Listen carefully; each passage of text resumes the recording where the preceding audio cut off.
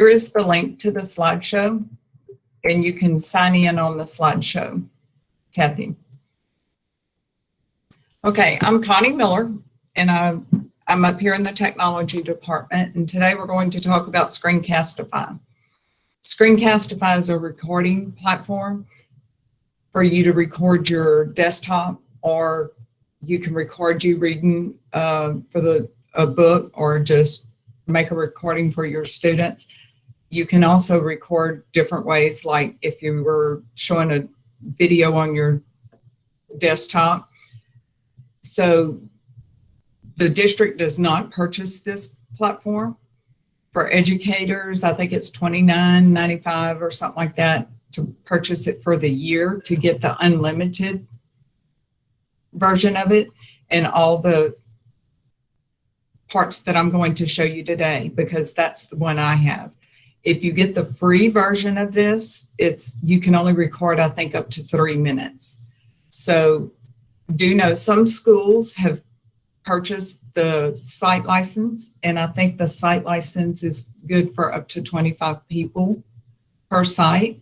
So talk to your principals and about that, because the district is not purchasing it, like I said, but you can write a grant or what have you, or just record up to 3 minutes. If you get the free version, it saves the videos in your drive. The videos are yours to keep. And what I do is record them and then save them to YouTube and then upload them later and use them in classroom or wherever you want. So some of them I've used previously as the free version, but since COVID hit in March, I went ahead and purchased it, and I've been using it nonstop. Until then, I used the free version. The first thing, if you have the slideshow open, you might want to pin your tab at the top so it doesn't close by mistake. If you notice, I have one tab that's small and one that's large at the top. You cannot close the small one because it's pinned. If you right click on it and go down to pin, it will make it small. Therefore, you don't have the X to close the tab, and you can't close it by mistake while we're going and trying things up here. Also, another thing that I show everybody when we start is, and a good thing to show your students, they will be working on one device with one display. I have 3 monitors going right now. So if you're working on one device with one display, and students will be if we go to a virtual learning system, Alt and the bracket will do this on a Chromebook. I'm on a Windows device, so I will use the Windows key on my keyboard plus the right or left arrow. So I come up here and I click at the top. I hold the Windows key down and the right or left arrow, and I can split my screen in half, and that way I can have a double screen. You come up here and take the second tab, and it automatically splits your screen in 2, and you don't have to worry about resizing your screen to show the students. They can open their drive on this side and take their notes, and they can research on this side. So if you want to take notes on one side today in your drive, you can do that over here and follow along on the slideshow on the other. That's just working on one device. It's easier that way. While this is open right here, all these webinars are being recorded, and they're being saved on the technology website. So you'll go to the main Bossier Schools website, go to departments, down to technology,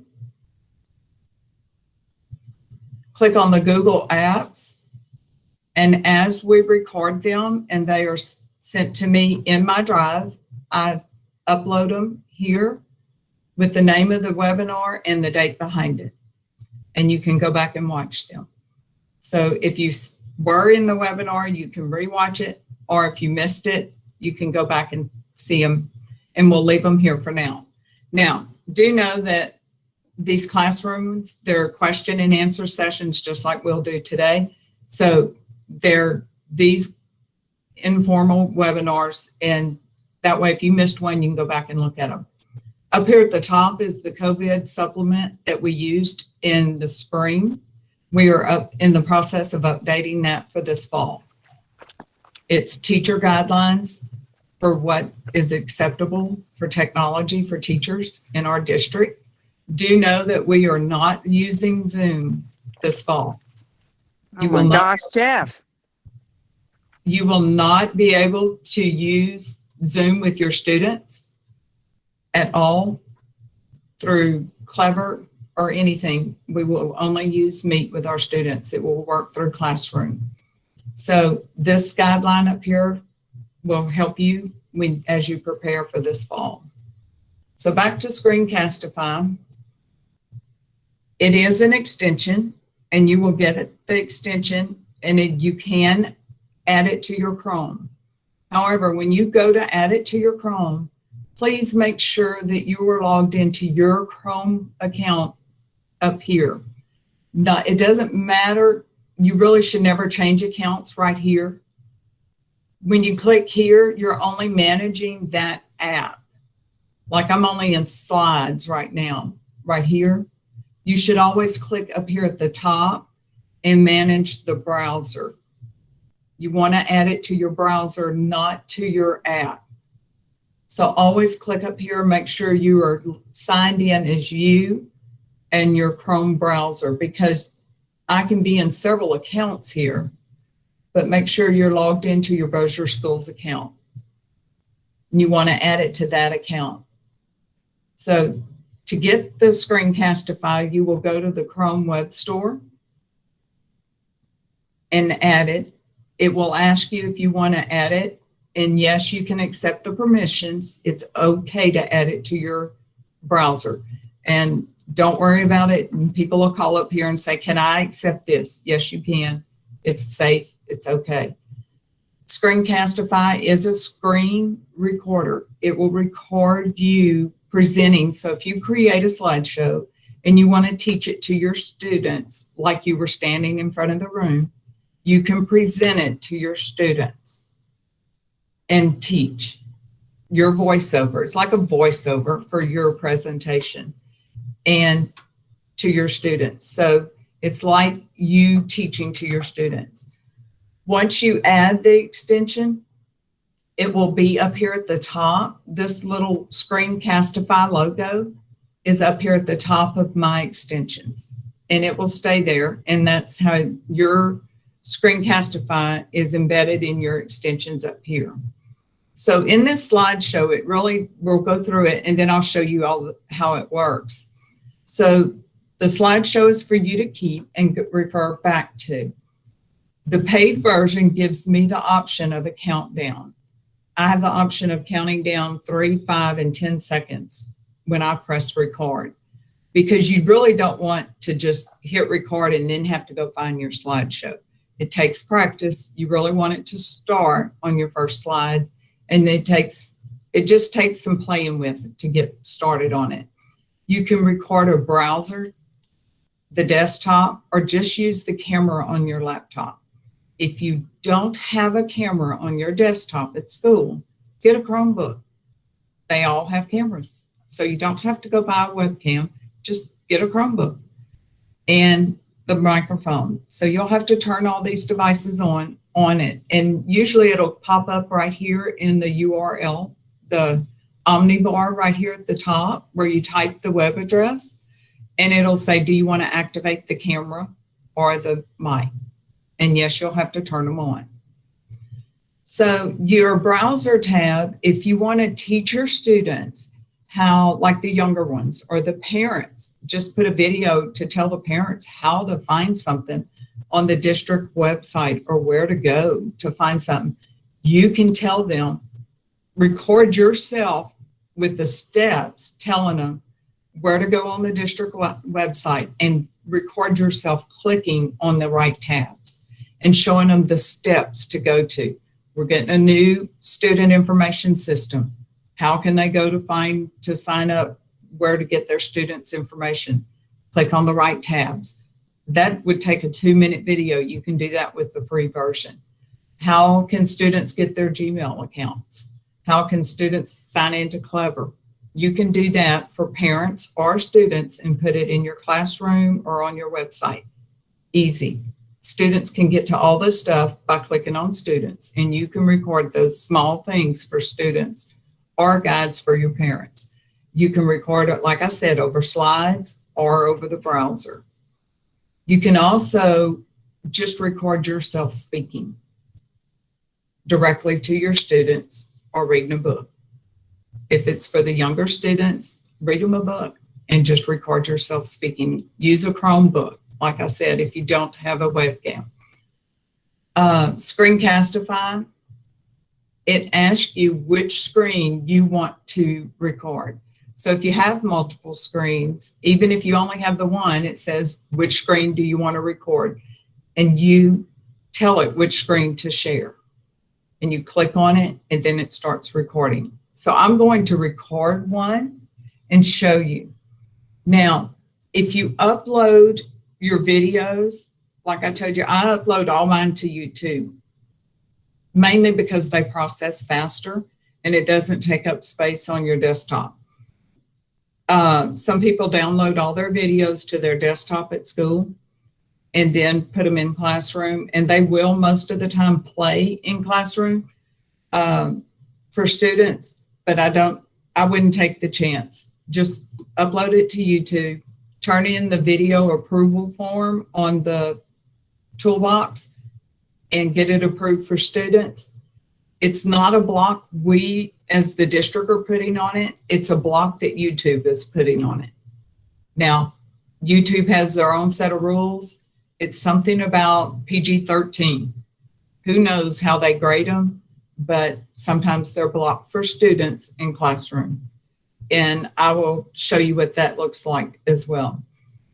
You can post these videos straight to Drive, straight to your classroom, or to YouTube, and you can also export them as an MP4 out of Screencastify. Screencastify also has training for teachers and for students.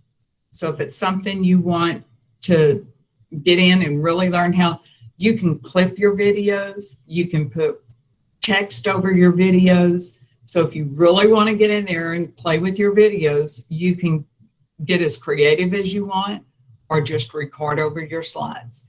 So they do have different trainings within their program.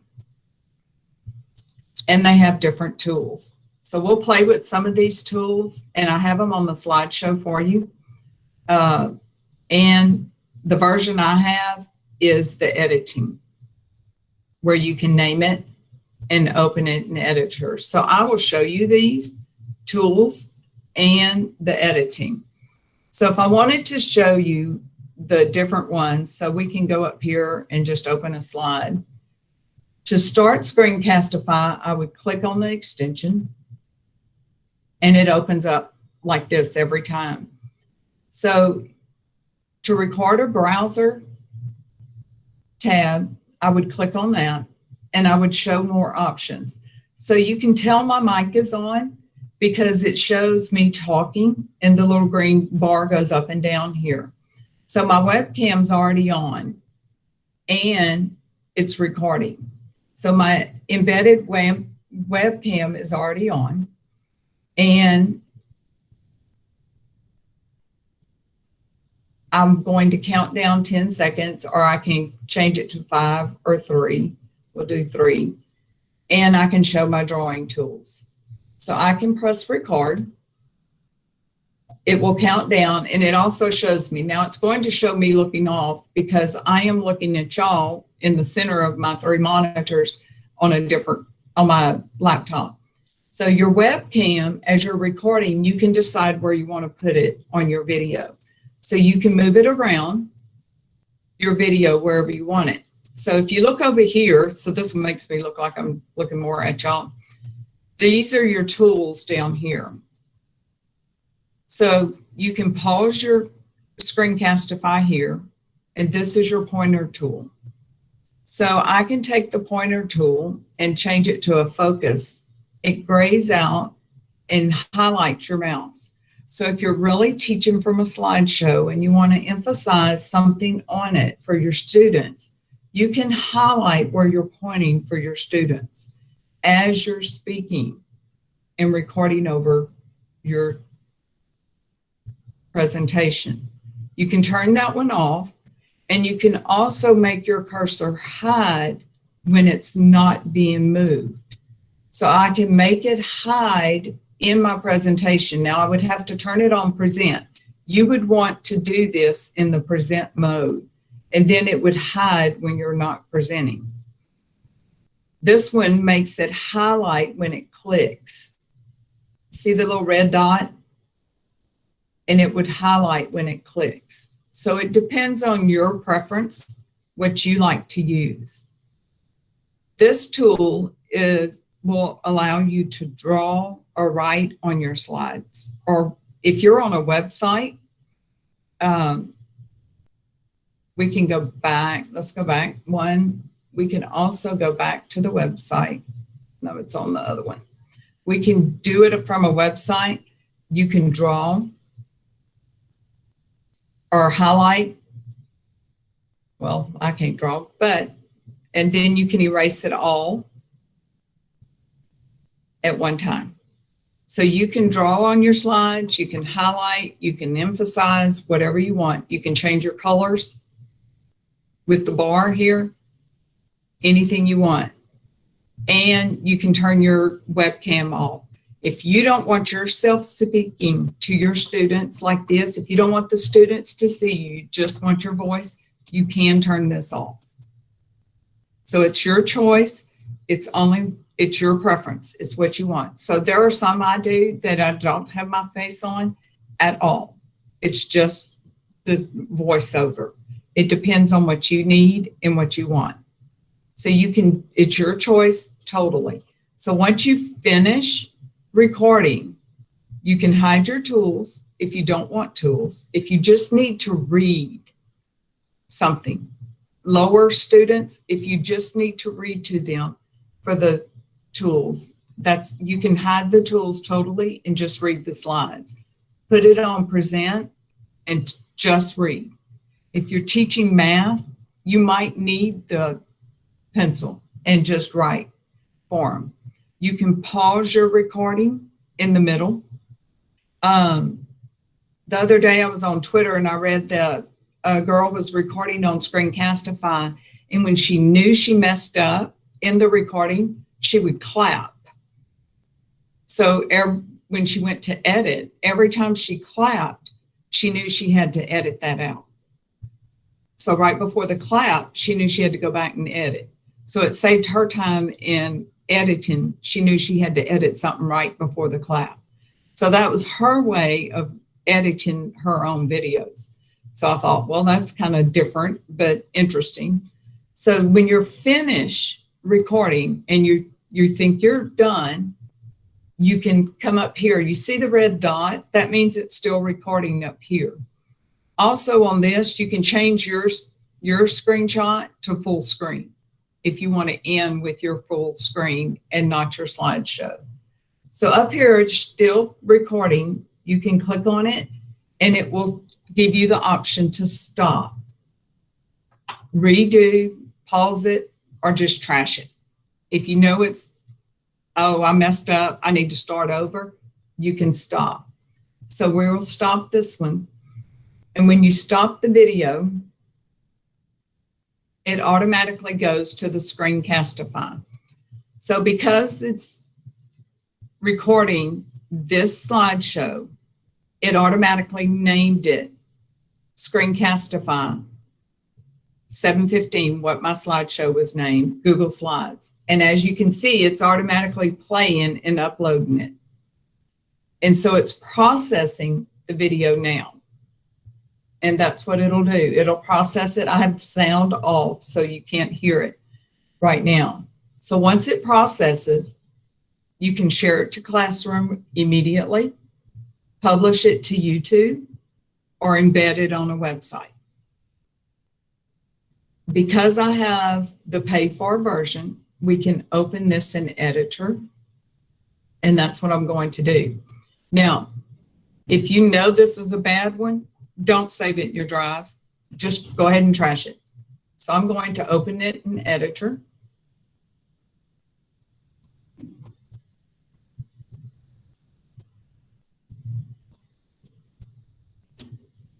And this is where you can clip it.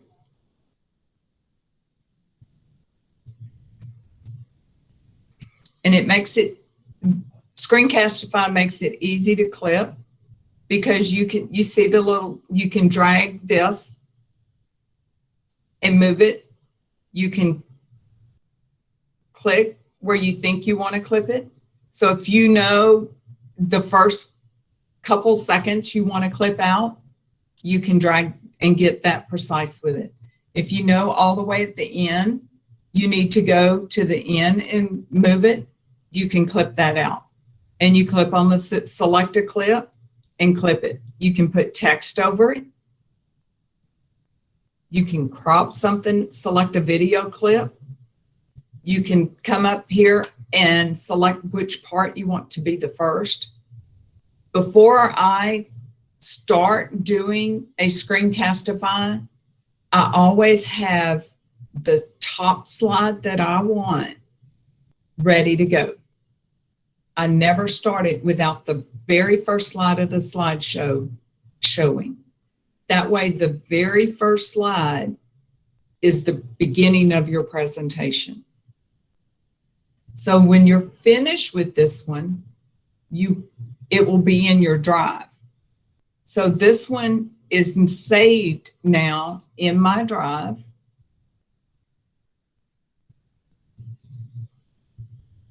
In the Screencastify folder, which Screencastify makes for you.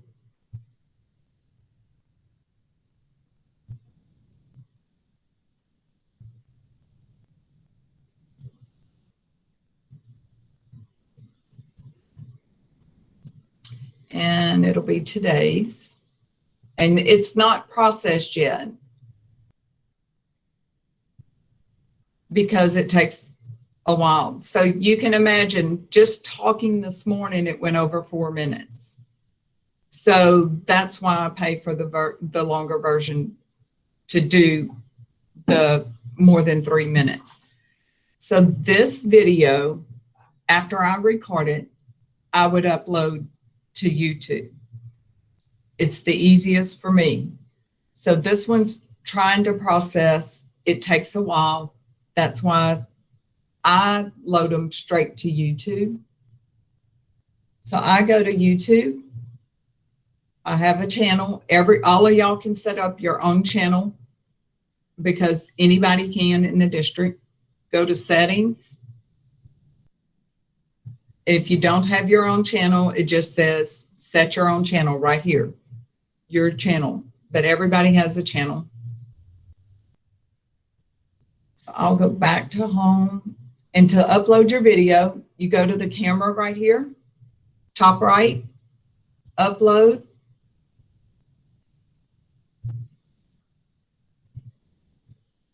And you select a file. So the one I just did, even though it's not processed yet, I can upload it.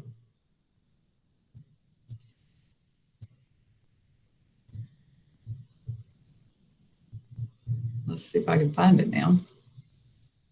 So it'll start loading and processing.